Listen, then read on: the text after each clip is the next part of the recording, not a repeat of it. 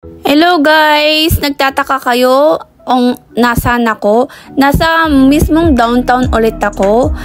At gabi namin dito sa Canada yan. At ipapakita ko din yung umaga dito sa Canada. May nabidyoan ako. At ito naman, galing ako ng downtown kasama kong friends ko at nag-barbecue lang kami. Nag-grilled lang, nagluto-luto, nagmekos-mekos lang. Kasi minsan lang naman kami magkita ulit sa tagal ng pandemic. Kaya sinulit na namin at sinulit namin binayad namin. Kaya kumain kami ng marami. Nagpakabusog kami dyan. At nakikita nyo ang ganda ng lights ng downtown. At mamaya makikita ninyo kung anong itsura pag umaga dito sa downtown. Last video ko, pinakita ko sa inyo na umaga yung pagpasyal ko. Dito naman ay gabi. Yan ang umaga sa downtown. Tuwing umaga, ganyan ang itsura niya. At maganda din sa gabi. Yan nga, pauwi na tayo guys. Pero hassle pa rin tayo. Pauwi ng bahay.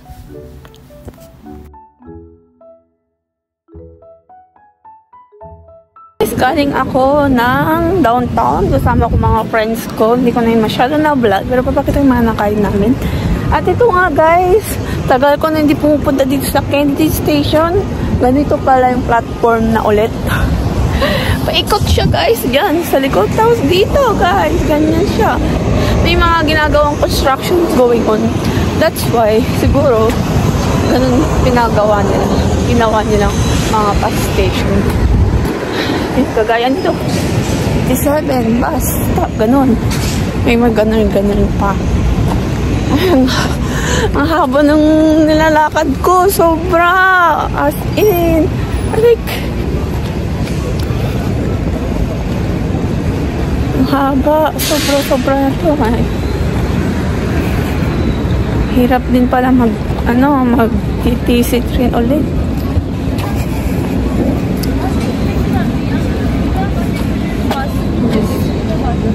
Oh, this is not. Okay, balik ako guys. Hanapin ko muna yung 21C. 21C, no? Look. The end pala guys, kung taga dito kayo sa Kennedy, malapit at may pupuntahan kayo at magsasakay kayo ng bus.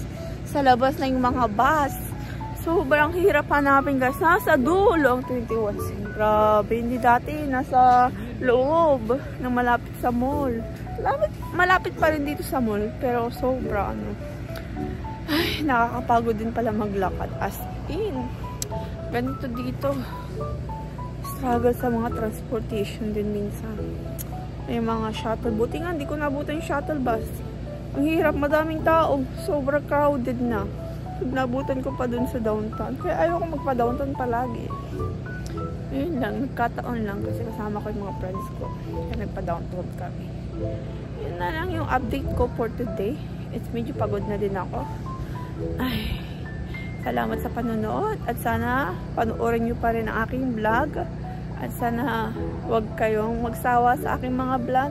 Salamat po sa panonood.